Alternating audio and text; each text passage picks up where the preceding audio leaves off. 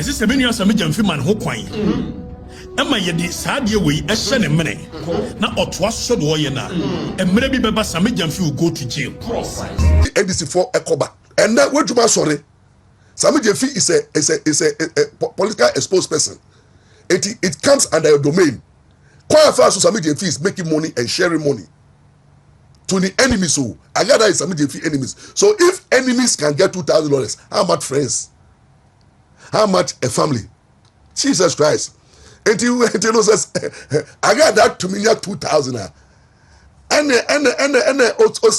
FM UTV Kobna Kobna Ejapa document ne ewo isese Akufo-Addo afiri so ejapa document na nti muni hopsia doye kwasea no mudi ye dede gu Akufo-Addo ne na busuafo anim ase egu Ghana-fo nyina anim ase frɛ Ghana-fo nyina nkwasiafo se ye de yanko school enti obi kɔtena otre ne fishing allegoria na mudi agu document so na mabetena se Akufo-Addo ne family person omoton Ghana person omosisa Ghana gold ne boss side ejapade document na journalist ni bi a wo kan ejapade document no during Akufo-Addo time ne wagya ya won ka se ejapade document no nyambetria wo ne wasifo nyina ka wo bebre wo krom ha edeti na Ghana fo mutimi gu nipa ani masa mukasi ye nyina yagimi ho ye nyina se ye research se ejapade document no amfa ma amian ko jeli Akufo-Addo ni na busuafo ho nyame betria mu nyina muka sa kwadwoja ntoa bi na wo Ensira FM nyame betria ne kapapa mu nyina mkofa ejapade document ne mra this man you cause ye share that nya asem wo press conference ye twen the special prosecutor Babeka and right you saw the character bi aba say sika ene na mabonte ne mfiri ne nchen na mayen fa nya adwuma o mayen okofie won sika sen no ho ye we want to know accounts now was you freeze ne sika sen ne dem we want to know because ye maame no ye minister so we want to know na ye hu a na fe yakọ step 2 maame kwan ben so na fa so a wo sa ye de e ka sika na wa kire ni enti na sika no gum pass ana igu dem na wa kire ene ya wo kire na wo nwie sika se wo so so abrobe na wan tumi ankire mu dia e ho na Ghana fo be kire se ye no ye den e wo bika enti Attorney General embark off special prosecutor enye ni twitwe mu what say the one would entia council of state for ni nyina ejitum se maame no ye rense minimu what time Ghana sika twitwidie e de twa business class ticket amawukunu ene wo baba asanso tua Ghana sika ma wo mu per diem in dollars enye cedi simple obi na Ghana yo maame no papa company and obi de company sika yesa enka wo mpamo no adantina Ghana ha politics nti yempe no kresa enti se John Mahama obi onfa ni chief justice and MPP for tie konwa so and nipa kro no ko yesi aka MPP for kom enka petition back e beka se yenhwemu enti uno ye nipa ben a me na me ya accounts on chiro say me ye adwuma we me ye adwuma me sorry do you know the people I speak to? Do you know the work I do? Me what 24 years in Kumasi o Mr. Sampa MPP for. I had a lounge, a restaurant. I was employing over 50 people at the age of 24. When people for Bibra, they were coming there to eat and to drink at age 24. Into dining the Isha, me see the 10 times. Me see palace kura na me see White House kura nya wasemwa because me nya buy ni America me buy so sika me see the chance out to the glory of God ubetumi akotena Al Jazeera ubetumi akotena BBC MPP communicators na woni omo ye meeting enro anadwo se mo nkoka we na mo na mo ye loose mo emre dodo Sammy Jamfi no o ha mo dodo mo nkoka we no o ma frɛ me MPP communicators na nkasa na bi mu nyansa frɛ me say Sammy na won crofo we pa wa won crofo na be ye we say Pablo ni omo ye meeting. Oh yes. Sammy Jamfi matters, and I think say ebi ana munya aware. He's been summoned by the Chief of Staff, Julius Debra and Apawenti.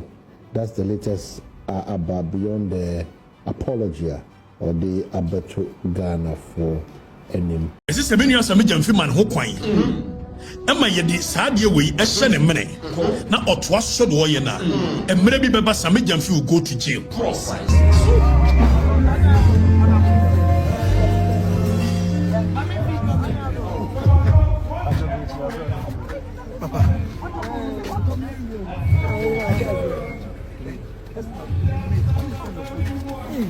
body ni na mama na ye family na mama na mama da o honorable $50 that was a medium film who say woman Monday Sammy on the board in India because they will cause financial loss to the state and no cause financial loss to the state here. There are some major in the board in the year. A very dangerous precedent in almost setting. And say it will be the greatest scam of all time in this country. Some major in the board, no. And you then some major fee. Our your communications in the just ye to a baby na first thing is what Dimmy Kakosha baby ocean. No money a bray. So good board on you best set it. Good board, you best set it. Our brother, I'm promising 11 3 months in here. I'm repealing. Our brother Mama campaign or promises say LI 2646 the Akufa 2462 the Akufa the demand for focus go to Galamsey or promises man for so be repealing or buy on one people 170 it's Mumusa said Dientia Yababecho Mrs. Gold Board way is the biggest scam of all time. Sammy Jamfi was so hard the gold would it be too genchima but no Sammy Jamfi in the board no Enya approvia Sa you be jail for 10 years. Now, angel Fogo can be yesterday or my retracting. What is there to retract? When it's clear in the law, it's within the law. A law is open a I've angel for retracting. But the among us on retracting. Neither than me make us all retracting. For me for jail. You will say medium fish say. Per the Mrano Diaban Gold Board bill. I know my pass here by acting. Or say a small scale mining gold in Obabeto. And yes, sir, you're working on if it's a Newmont, Anglo Good, precious mine in the end, or Monton or Munyama Samijam. That would you mean? Omon Thomas Samijam fees. And as Samijam fees or better small skillful. They will say a question say, Croway small scale miners in the other say. See a issue lines in small scale. In actual fact, a Galamsey. Omoya Galamsey. Etiabaya Waba so be fighting Galamsey. Now if it was set to gold board. Now gold board ne kwako to gold. Our brother in enemy said 3 tons of gold per week, 12 tons per year month. And you're feasible. Say Galamsey and Kosua. Sammy Jamfis was 400 million a year Ghana city, and they could talk good every month. Miss Wabeko jail because of a worker, and you ever heard the India. But they got just a small scale mine is being the crew. Kakarabi and a year compliance with the law. Or Mama Kwaji, a year small scale, a year license, you know, Galamsey or Mutu. Galamsey, was it so? Okaso be year market funding at the small scale miners. Not just what a year funding, never NDC party a parachicks. And I mean, no say NDC phone the Gungure mo Mutu Galamsey. And then according to Erastus, a year Saredonko, Western North Regional Minister, et me cock stop it so therefore most topic Galamsey yes. So Mumu Shareho. So NDC for what you see. It is a sea fight Galamsey. In one breath, Samijam feeling the board way, or money your chest or money your man can say on best fight Galamsey. And then see that your mama promises say, Oba, Oba repealing LI 2462.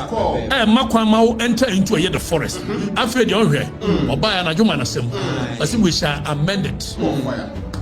So what did John Mahamadi at your own peril? John Mama knew Bia or cancer Majidi. Indecisiveness, indecision. It says, my first coup d'etat. President John Mahamadi Koshim. So one of the see any indecisive or one. It will catch a man for us to be repealing LI 2462. And nobody else we shall amend it. What do you do? It's all repealing. Now, man, for me, I'm quite a forester. Gold board, not the no more. Almost and I'm so one per se, you be using the mining of gold to destroy our forest, to destroy our river bodies. It is all cotton and your gold will mine Joshua. Or mobile stress with traceability. Gold no crowd here and saying, we are then a guy. And there's a medium fish illegal miners gold no better. You will send us walk cotton away. If the traceability report no, so almost trace gold in free a yes small scale mining. I won't talk. What do you mean?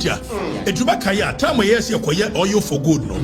Or man to me and fat ye gold na you to free a yes small scale miners one anqua manga so direct. You compare intermediary a year Dubai. And one na Nigeria gold no. No, we are compare oil their brain. Can you? It is Sammy say or budget small scale miners in effect a galamsey no the aquacoton or beton way. If the traceability report will show that this gold were acquired through a illegal means and they won't buy. World Market London Bullion Market Association, Organization of Economic Cooperation and Development, World Gold Council, any responsible jewelry council, they will not buy. It will say some fee or cotton gold no way, but Obwa or more G gold. No more the private jet as sa or Baby Janata Macanaso, and yes, sir, and what to wash a person shall not engage in a business or related activity in the gold trading and the marketing industry in the country unless the person has been granted a license by the gold board.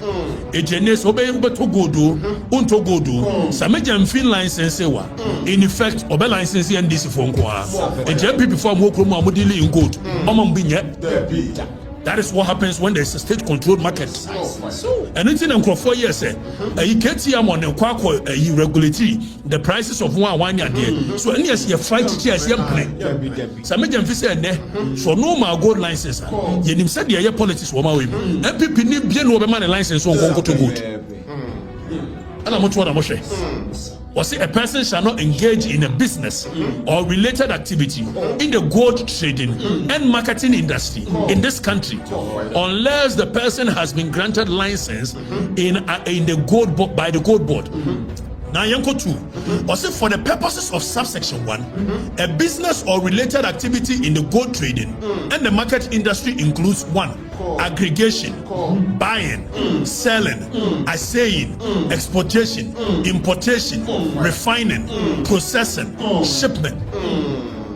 Now go fian kongoya de so submit onioma e koma board no na se board na an grant license omo si any an grant license yes set up gold board tribunal eti bra gold board tribunal na ba gold board tribunal na ombo so man na set omo tribunal. So it breaches even the principle of normal Judas in Casaswa to be a judge in your own court, and 2 principles of a law, justice, and say your friend be adi artery pattern.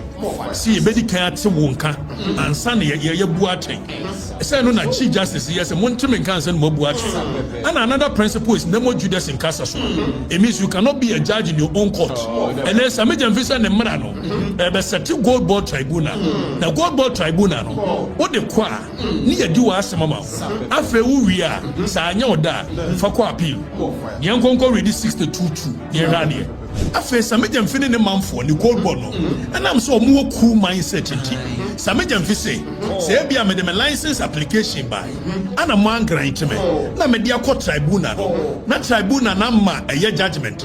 Say, ya should be young farmer. As a court, you can only raise a issue on point of law and not point of fact. So even if the board, the tribunal, and share a year fact and other buy and say, oh, Namubusa a year may date of birth, may buy. Namubusa a year may business registration certificate, may buy. Namubusa a year may bank statement, may buy. So corner tribunal and say, still loud way in Aba, na young farmer or so called appeal now. You can not go to appeal on telling the court say all the requirements that they asked for, I met the requirements. You must go and tell the court say emrebi ana anko ye na nya fact no wo mu no e dia no mo de hide into omo pese obia. That means say MPP before the court. That's one grant omo near the court tribunal. Na tribunal ni buti MPP nia. Okọ anya afa na okọ raise facts. Okọ akọ chire nem go kan law. John Mahama ne e yes Sahel region for no ayi Burkina ne wanwan. Omo dia agro. Russia frontier. Russia phone. And the Yaya no maybe born Remaguma so say na campaign message can every here. Campaign scan. The fine buy.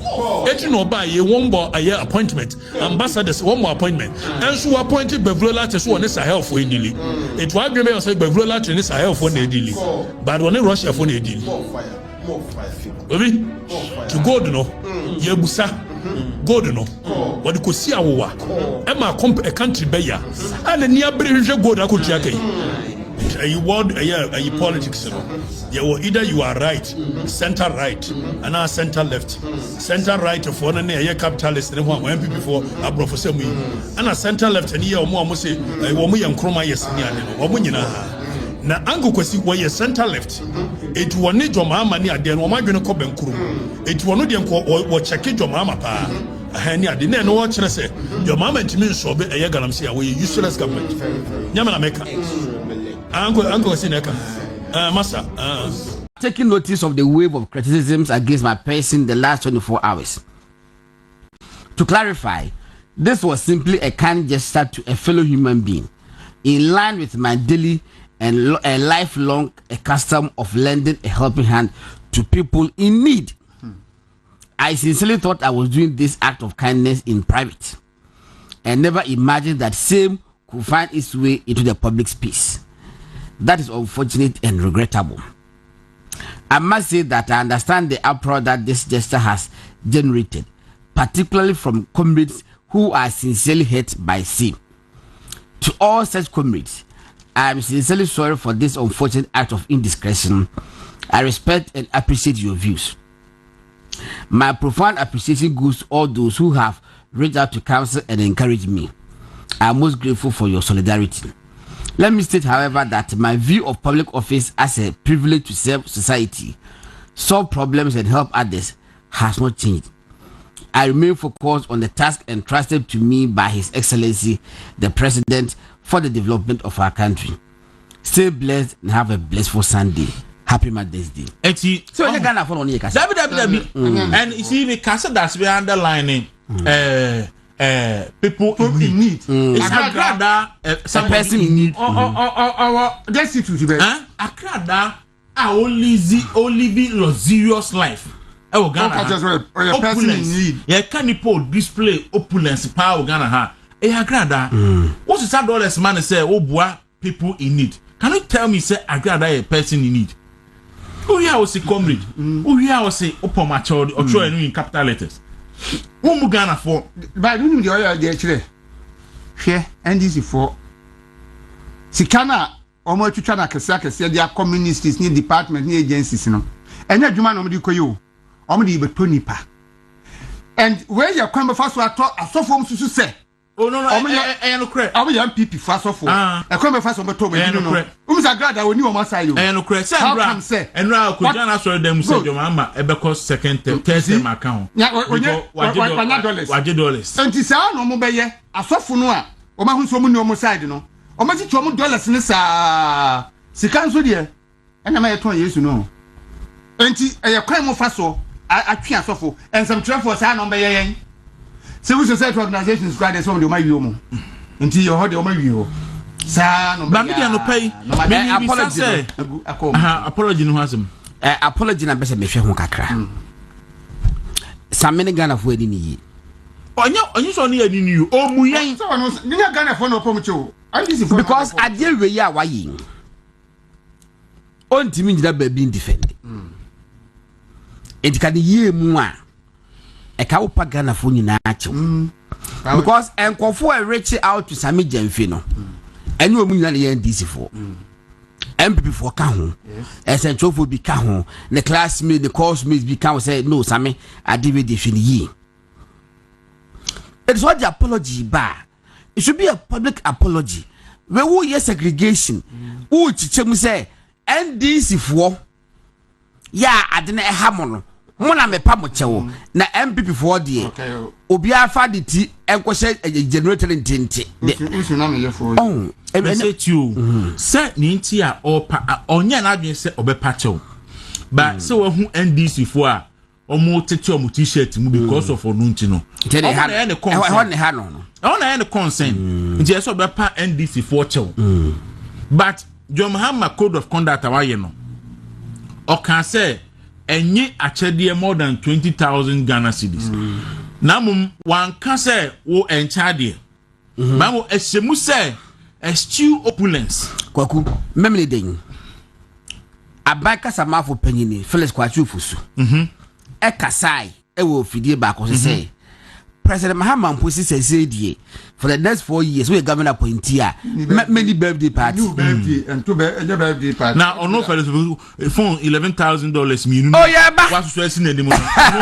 Was it the President Mahama say so big birthday party ya the boko kitwe bi na fashefi birthday party no birthday party na wo kan waku say what the yen ko cheche dollar say obi aba ye ma $5,000 echo na mum no say de enema shepe a be dadwa no say de omo national women's organizer if anything Hanabisi chandelier cakes akese de no work say me say nya enkanya achede o but say the besi ama holomo aye esese wo say we sika pa na ekasa no ye the President Mahama say sadia birthday party ko bolo man emrafom.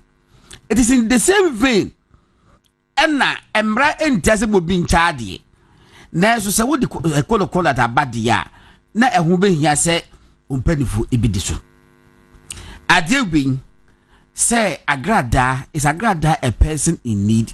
No. Utie anaparametie Sammy Jefiu ni opinion on Chief Justice Idi. Yeah. Say Chief Justice Eddie $14,000. Ni kunu ene ne ba atukwan akotwa ticket ama wo mo business class asa mo per diem no ka pedo asa mna aso no mu ya enye citizen po eye dollars. Yeah. What sa wo kan no $14,000. was enye citizen po eye dollars sa na sa me kan yo Ghana ha obi atukwan so ko ba bi per diem is on the cities because what to come from mine mu kwa mama o de trobo as it is said was dollars na say Chief Justice or ye head of an arm of government say $14,000 inti o si enyina dia what time $10,000 dem Agradaa no o ye nya oden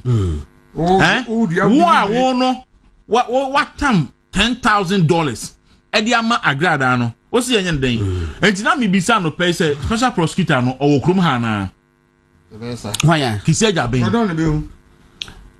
mina kisi ajaben o Ghana ha mina so da so adwuma dia na otene a ekoso no kisi ajaben otene ekoso no institution ba ko abo ma yika ye nya so mfaso pa officers me say sisi adapa not even once and na auditor general enya find the security no ba ye ko hu sika woni fie hanya OSP ye Shania OSP me say ayi die ye chi Chamala Luta na ya ntokwa wu dwaben entokwa no say wo me ma wiska and one to ma ba bi misika ya ntokwa na esi 10 cities say 100 cities special prosecutor am ye kwache no bai na kwa kumese prosecutor bi o ka say first Sammy dey saying $1 man bi say first sika jamfi dollar man de misremo na eye of akwabna kwache of blessed memory one day for the dollar man and Sammy dey free waje amba $1 man and so go to royalties and the uncle tonko hu na yire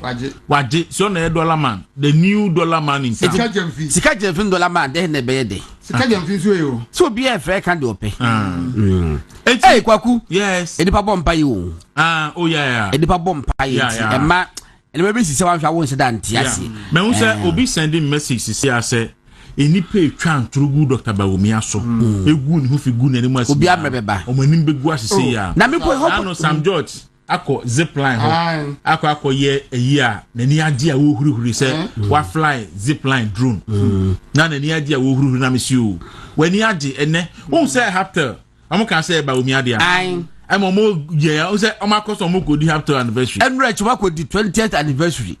Ama a friend say Attorney General ko di one dance here. Video sing na wo. And this for them say. Video sing na wo. And this for our chow me say yam for your new humbu nsa. Ma ku die me wan say. Me ne de Sammy Jefiu mpa ye no. Wo mo a omo so munim omo ye good governance experts. Omo so mani ye bie e wa mamu mu.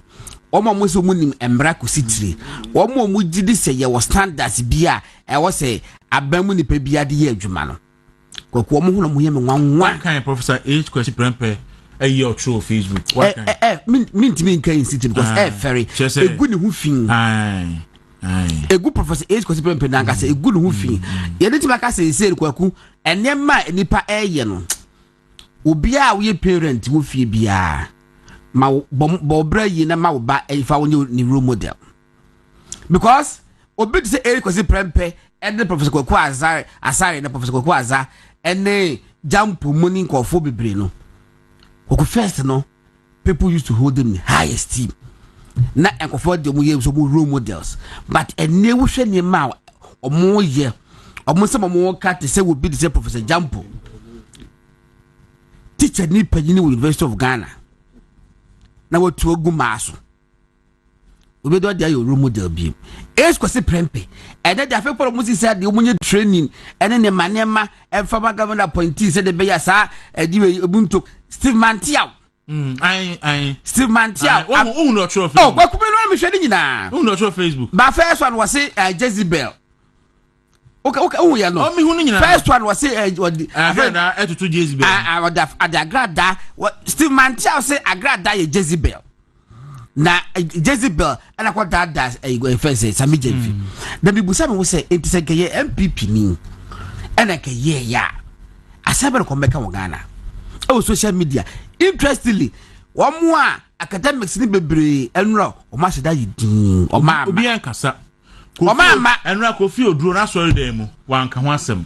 In fact, metumi akasa nipa mete se o ka ho asem prophet 1 ana mehu video a na o ka ho asem but no kra no prophet 1 ye ni mu no sanka ye MPP ni anka nyese no bekasa but at least to be fair to prophet 1 no waka ho asem. Now, gonna have to say, Agradaa, Jezebel. Steve Mantiao. Dr. Steve Mantiao. Steve Mantiao, so wouldn't Bible one and for being Kofra Bible. What in Pedro do? Jezebel, Agradaa, David and San Wiano. Okatakyie.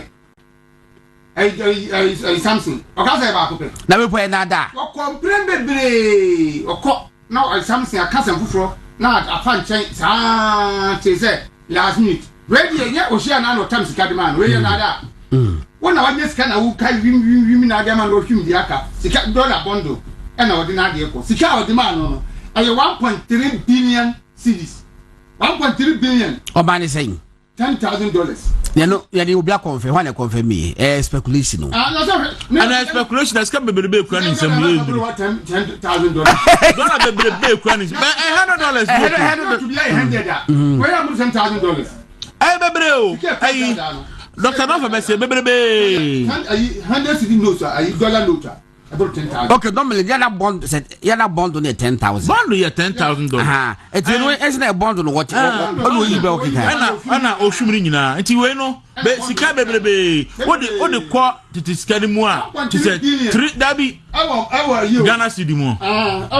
Oh cedis. Bank na baba until the area 1.5. As a baby sika baby. I we na NDC so ayi for food so dey betin ahwe baby. We want mu chita masofo. Na how ma start here. Enti obi anya Sammy Jemfi na be yo.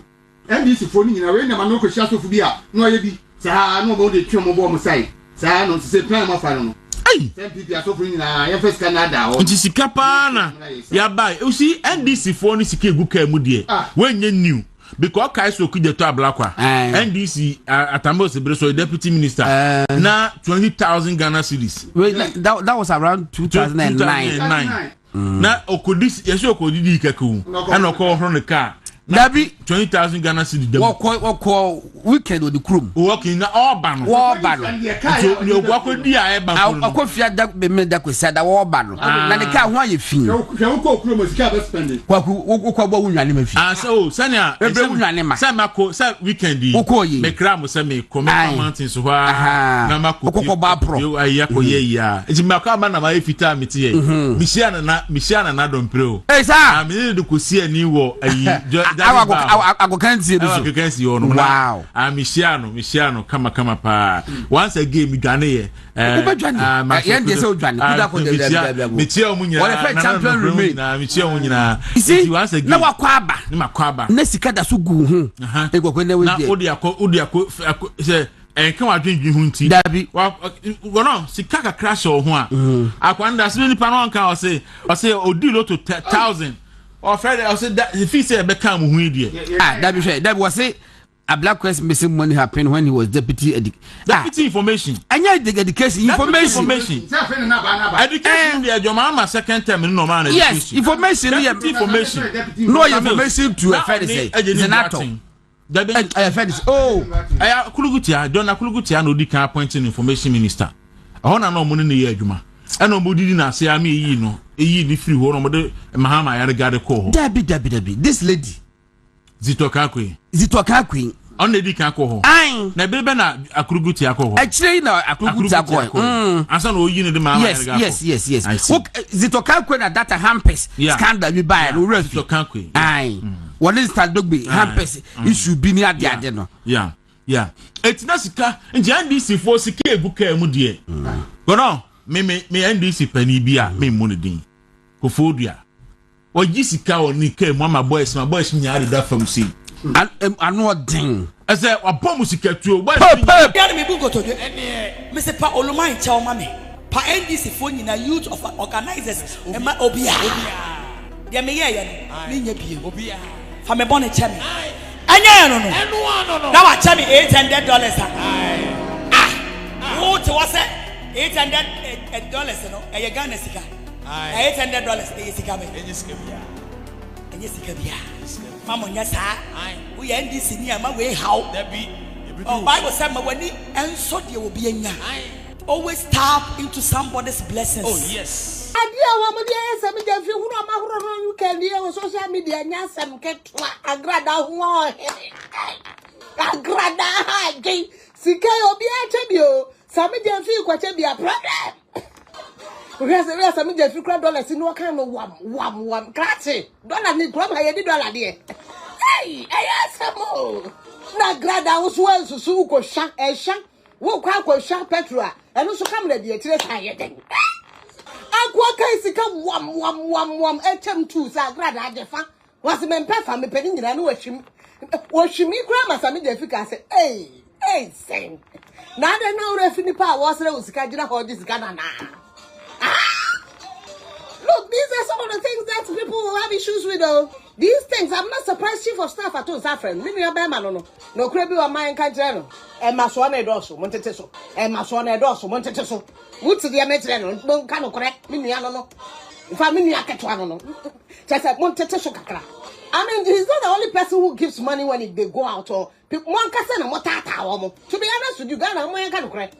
Politicians baby on beko bia obeto akoto fu soldiers wo mo tata wo mo say wa ho musicians infa yes central for me fu soldiers kra me ko baby a wo mo ta me srem sika me ya whether it's NDC MPP then I'm not a politician massa why you follow your people esanya well no cry be do achi but you see you should be smart about some of these things then there's kind of one kake ka bia wo yi no amoa no wo ko ba bia ho se wo de 2 cedi ha 5 cedi wa ha 3 cedi wa ha 10 cedi wa ha nti obi isra obi a wo tama wo moa yankan Agradaa to justify.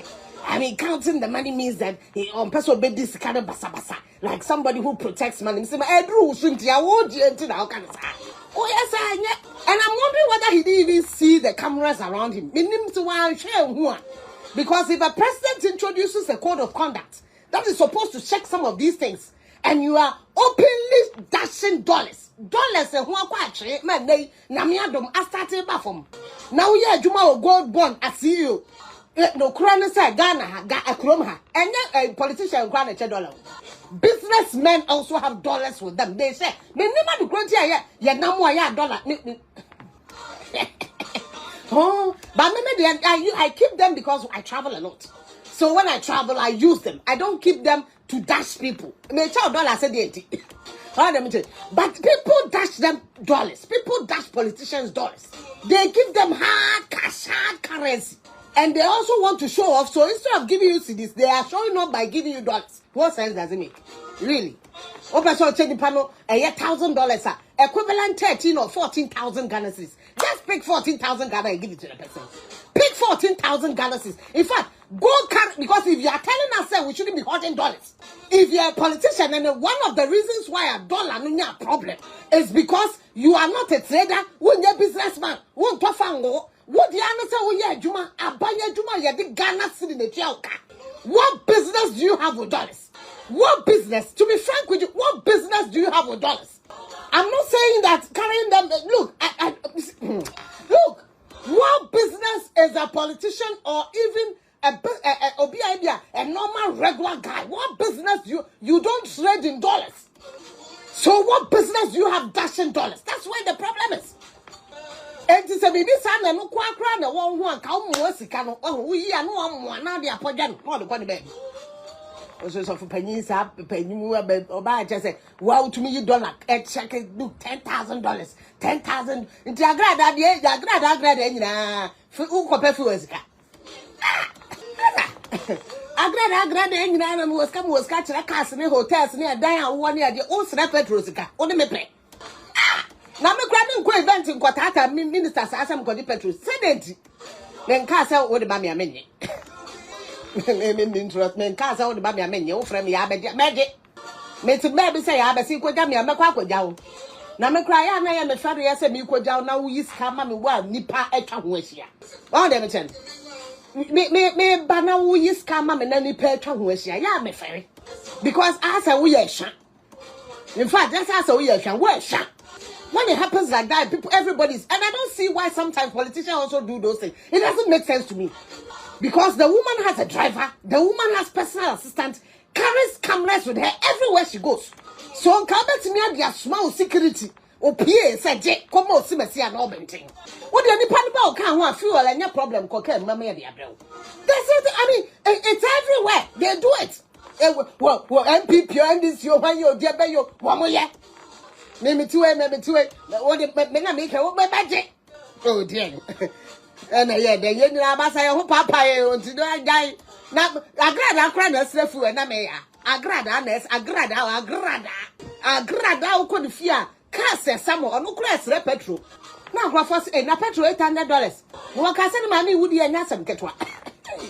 And as you get $100 is no money. And this can be a sound. Maybe I make a bit in chest. I have from 800 years ago. To be honest with you, somebody like that, it's no money. Make her as a journalist. I mean, I make my country have fiance menu. It's money, but it's no money. And yes, can be $800. 800 is a baganis can say. Okay. Here, we could money. I can't hear fiance. Skaka to be an ebu. Your buskets, $800 will not buy me a ticket to travel abroad. Economy in America, men can't even business class. Economy. And a premium economy. But how he went about it was the problem. Just recently, under the NDC government, Yura Omanpenyi John Dramani Mahama, His Excellency, said or reset Ghana intino. Yamahami Bia, Emi say or you rumo do mame buru pre ne a mad true. Your friend on the Chief Justice, and ye Chief Justice until recently, Justice Tekono. Omanpenyi say per document and krata ye kind. Yes, we two kind. Emma, sa privileges and yes, and she is not entitled. And I say, she's entitled, but ye can ask me ya. Me share the video, me share no sasho no. Will show you sometimes no asempaso. Ye say Sammy Jemfi say. Ma mene the dollar akwa kotwa into one TB deficit Ghana high dollar ye ni wo ha ye sidi ni yedi te yede no ma mene the dollar ekota ade na senka Ghana ye ne manyan ko be obisa eye niami nia obi ina obisa na sa kwahye no enti enope misimi enuntino president you right so be suspend ma me no watena nchen one of the cases are the NDC and Sammy Jemfi in particular raising against Chief Justice wakotena fi efrene setikon na enope mi bisemi nua Sammy Jemfi so hwemia mi bisa na say ma me Agradaa sire ni sika no Ghana ha yedi dollar wa ha na so see Agradaa ye ni dia let's even assume without admitting say Agradaa ye ni dia and was sren there. Ghana had $1. It ye then what Tinan Kemu went to me in your city. Now what kind of dollar? Wa. Now man, you shouldn't feel him say a fanny in Amame Susu and kind. Ghana had $1 wahana. Now a young government appointee waba bemu in less than 120 days $1 and a good came. I can only imagine the sack full of dollars under his pillow and bed. Imagination. Yes. That's imagination. Based on what I have seen. So let's be fair. I am being fair to him. I am being fair to you see. His Excellency the President, oye nyina man penny. Or say or no dear, based on a examples here, the president and the Maui, during his campaign, or say Ghana front top, and also no dear, Ghana for 12 abamano, that's what by man penny. All manner pam for whether minister, whether CEO, whoever you are, as far as or no His Excellency John Dramani Mahama and you would dear. Your friend is vulgar opulence lifestyle, maybe all entertain one a baby. Into Pape and Nina watch a crowd and will launch the friend is code of conduct for his appointees. Yes, and Papa at the Cookawebia meeting no was now my main country 6 points. Now me kind of 5th point natural. And the code of conduct. The code of conduct no while launch or can't the woman who may show home and a pound for you na Emma Omutte. Where before and son of Sammy Jenfico kind dollars ever bunting. That the 5th point must say, as she way code of conduct His Excellency the President of Ghana and they catching a pound for and then Dr. Bannon America. Or say, as she opulence and be accountable for the use of public funds. Now, what's opulent about what he has demonstrated? It's just somebody at a funeral who meets a friend and an admirer, whichever way you put it, and then the person is requesting for, I'm putting myself saying, because you beat me back now, my Johnson 500, my Johnson 1,000. But also, what Johnson is saying? $500. $500. Okay. 500. Ghana cedis. Ghana cedis. So why are we not considerate to say maybe a certain exuberance in the bar system? Question me beside say it's Ben His Excellency the President. Any was eschew opulence. That is what we should also be interested in to look at. Well, no problem. But I'm saying that in the midst of this opulence, you are doctor in all humility. I'm sure when this appears before you, your raw the crowd will be punishing. Obey measured because obey a lot of factors. Among the factors, the call for suspension or sack is not too high a call. It's not too high a call. You see, we've reached a stage as a country we need to set an example for others to emulate. President into Mekase, he's resetting Ghana into Attorney General should go for his opponents. One in the past exhibited some form of opulence.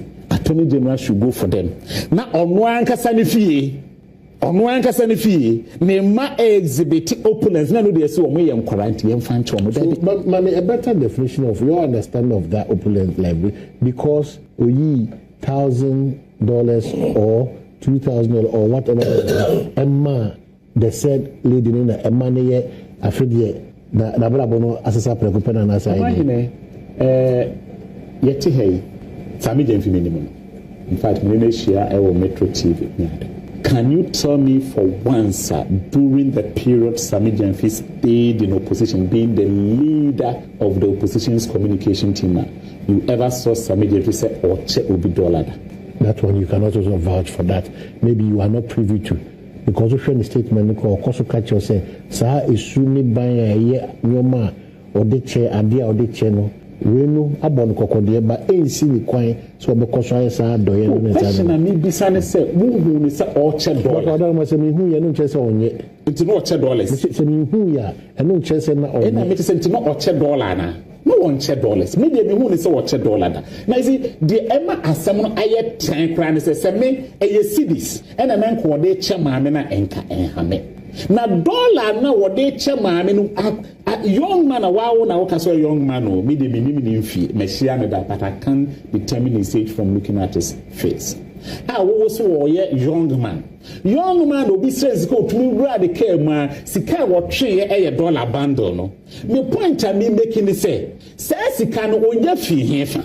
Now how many dollars and what will be fee? And let me ask my bibisa. If you say yeti ye omahine. Yedi taka say Ghana ha wa to adi mpo no to me turn in dollar. Ayabamra the BOG ayembra edaho se udija to mean tons in dollar. What is your expectation? Normal we assume this as a president and chief of staff wedding and then this as a party beyond the apology no if you say as any cause is here media me free say I was say papa no wɔde ne dwumadi ɛto fam na the special prosecutor office of the special prosecutor launch investigation into the young man na yɛwo sɛ papa yi obedi 120 days yi bi a sika bi afiri baabi ba ne botum ɛno nti na amenatumi nya dollars a ɔkyɛ ɛwɔ abɔnten sɛ special prosecutor launch investigation into papa yi na sɛ ɔba abɔnten sɛ ne ho so a menene ni asɛm but sɛnea mmara ne teɛ ne deɛ yɛnhwɛ mu sɛ o wadi mfie aduonu no wakɔbɔ korɔ no obi adi aduasa nti deɛ adi aduasa ne deɛ wanyi yɛmfa ne ntum na deɛ wadi aduonu ne deɛ nam sɛ ɔsɛ no nti yɛnya no nkɔ sɛ yɛyɛ saa deɛ a na as a country no we are not setting good example in fact say his excellency John Dramani Mahama otumi set an example of his own appointee ɛno bɛma Ghana fo dodoɔ na nya rehyɛmu wɔ mu sɛ papa yi ɔyɛ bɛɛma na sɛnea ɔkaeɛ no wɔde ɔseɛ ayɔ no nipa no ɔgye saa sika wei no wɔdeserve anaa ɛhɔ ne problem Sammy mfi akɔ ɛyɛ osu bɛ mpa asɔre dɛm yɛto abɛwie ɔma sika yɛahu sika korɔ enti the same thing ɛne ɔkura Agradaa ɛne ɔma sika ɛne ɔnom sika ne deɛ ɛnam so ɔyɛ bonsam ti aba abɔnten Agradaa yɛ bonsam wɔyɛ nipa bi a wone ne di agorɔ no ahwɛ yi a w'ani bɛgu ase eti deɛ bɛka kyerɛ ndc pɔ sɛ ma ɔmo ntwe Agradaa ma ɔmo biribiara mu yɛka nipa bonsam paa Agradaa ade tena wo atake Agradaa nko a na yɛnti ame Sammy gɛɛde wanyɛ hwee ɛna mekyerɛ sɛ Sammy mfi wakɔ wɛgyam wakɔma sika yɛhunu yɛade wɔde sɛ wede yɛhu sika na ɔde ma adeɛ ɛyɛ dɛn nti sabotage ana dabi maame ne na yɛ bonsam Agradaa ɛna abɛka Sammy wɔyɛ bonsam wankasa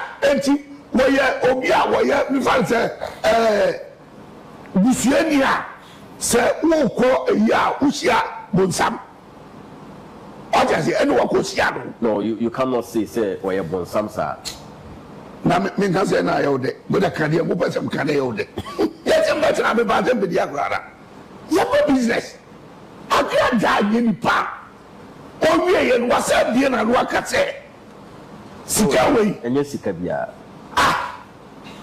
wɔgye yɛ dɛn sika no yɛ sika biara ɔkari sika no so wɔhum sika no as a constant squad ni o ya adwene wase edi enti na Agradaa di n'akyi ɛkɔ kaa no Agradaa edi wɔkyi ɛyɛ Sammy that is ɔde ne beye ɛkɔ kaa saa na me kyɛw because sɛ mi tie yi sɛ nyame boa na sɛ mkohu sɛ Sammy mfi gyina baabi a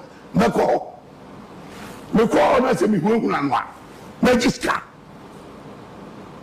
nim sika deɛ no ɛyɛ hunahuna na mede yɛ ɛno a because of bi asɔ dɛm nti asɔ dɛm a na mka kyerɛ sɛ mema ba dɛm a menkɔkɔ meba ha meba asɔ dɛm a megye sika meka ne pɛfɛm yɛwie yɛ na wɔwura ne die ne ɔmo office hɔ no na mmura hɔ na mkɔgye yɛ abade ne good morning so ɔgya seɛ ado menua mkɔgye sika ɛnti sika deɛ yɛgye na mmom nipa no a woma ne sika no hu sɛ nipa kora hu sɛ wɔma nipa wɔ sika ɛyɛ anaa ɛhɔ ne ne problem bɛ Sammy mfi wɔnyɛ ahwee wɔ wiase wɔnyɛ bɔne biaa Sammy kyekyɛ sika kɔ wɔ bia bɛka bia maneka na mmom kyɛ abonsamfoɔ sika Agradaa yɛ bonsam ɔyɛ devil kɛseɛ paa. So Ghana Revenue Authority, over to you, Joe Latte. I'm calling on you, and that's the law. Say anybody who receives a gift must pay a gift tax because we need money to run the economy. And you know, Sammy Jemfi, you must cooperate with the Ghana Revenue Authority to be able to confirm how much you have given to. We say 2,000, we say 10,000, we say 1,000.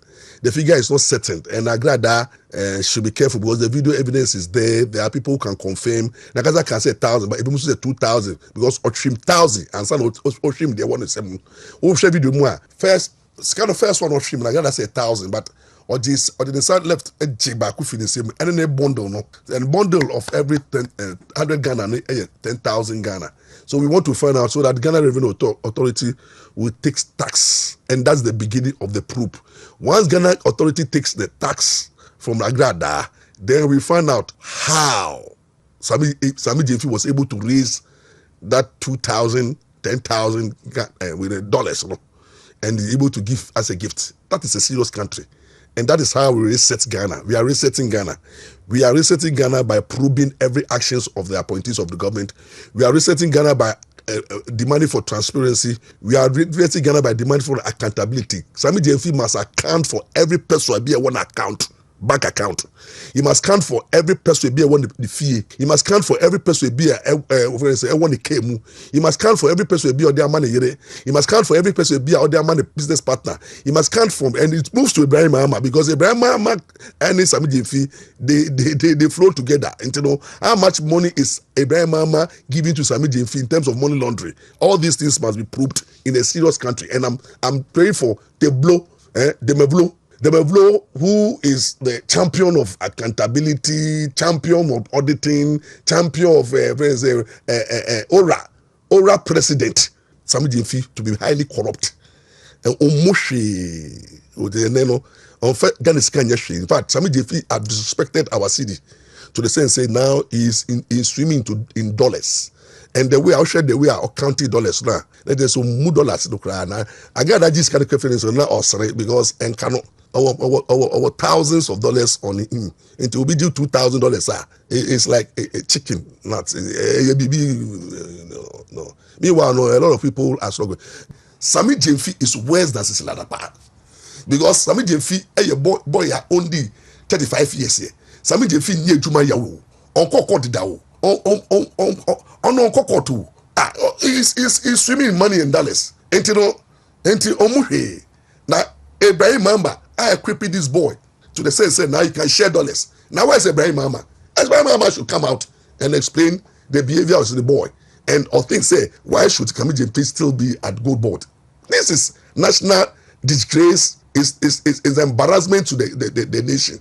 And the way NDC full soldiers, who social media, NDC full soldiers, and I'm thinking from tomorrow up to night, we know weekly in the media might call. Freeze the account of Sammy JP. About to be planning and suspended. Some of the justice no. Sammy JP ought to be suspended as a gold board CEO for investigations because you don't want him to interfere with the investigations. It's you freeze suspending no. You freezing the account. So she can be why uncle money laundering. What I say because once I say dollars now what channel that channel. It's a make a or this getting Yakoma, what I say, it is a no. Sammy JP will be doing what we call money laundering or shifting money in here and there. NASA security by this time, say, Chairman, who to be in a Yobiaka by this time, you're ready to fear.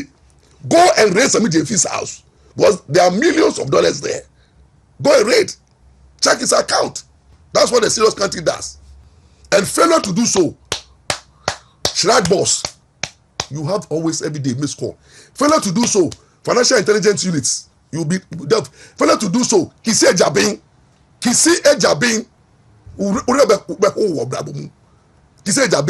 I now need NDC for Ekoba. And now what you must sorry. Sammy JP is a political exposed person. It comes under your domain.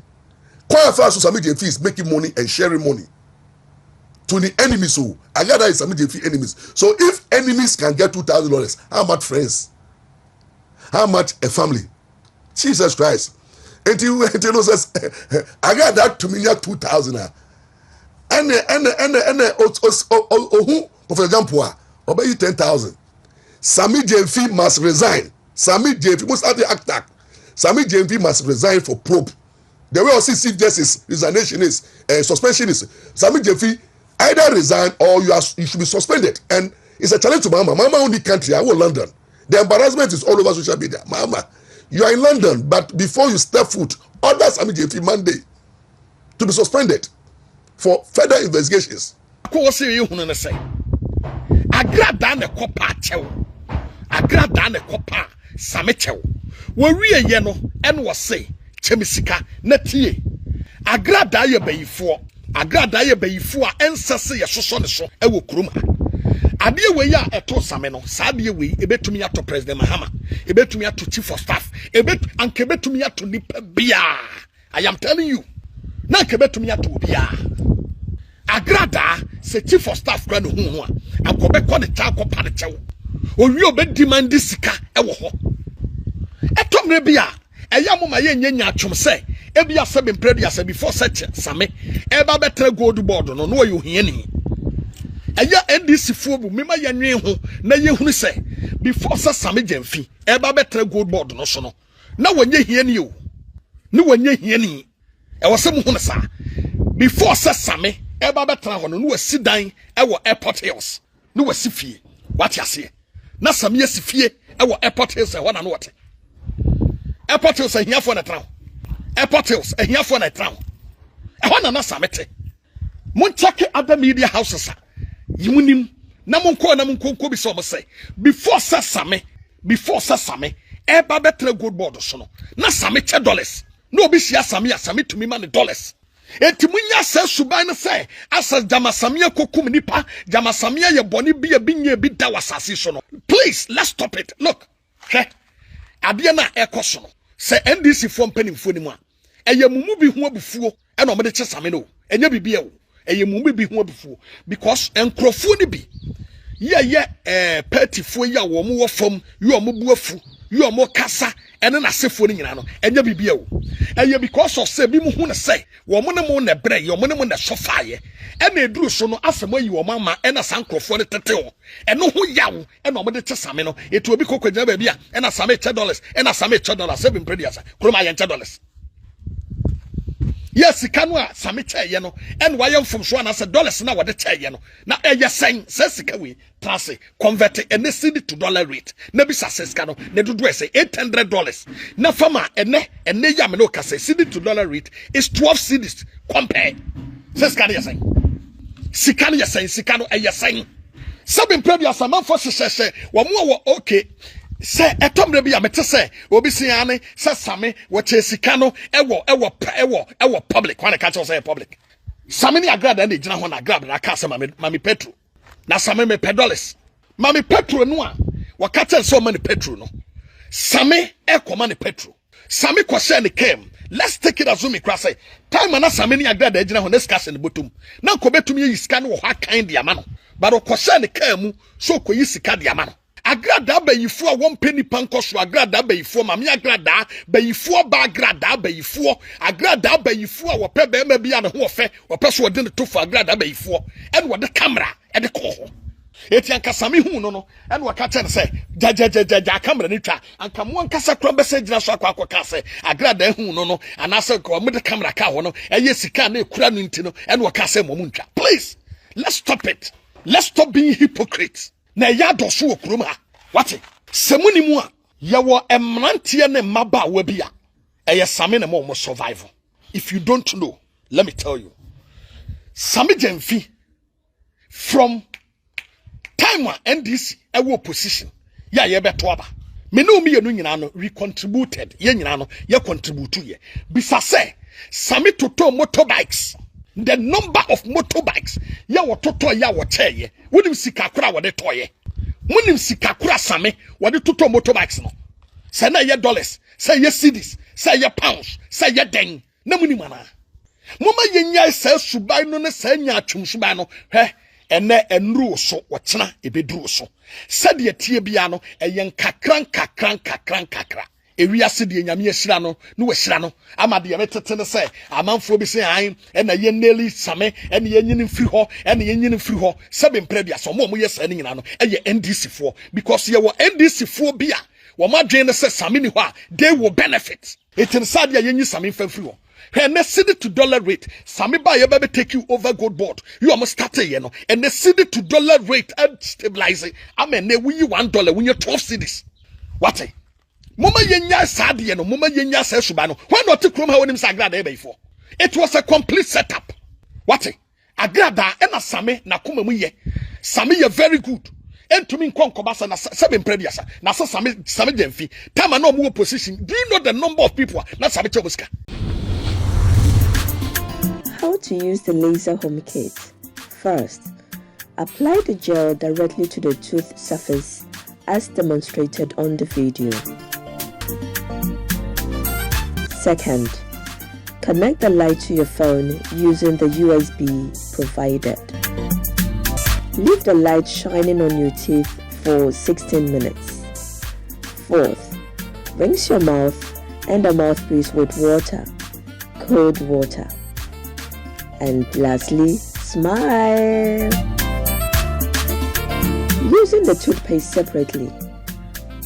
Brush twice daily with the toothpaste. Bear in mind, this product is not suitable for pregnant women, breastfeeding mothers, and children under 18 years old. Enjoy! I am Brefo. So we pair a sifita structure of the and the enough for unique laser whiten.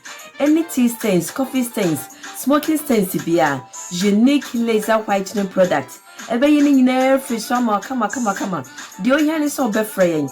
I was 079-9979-2330. Unique laser whitening or say Muni Seso. Unique.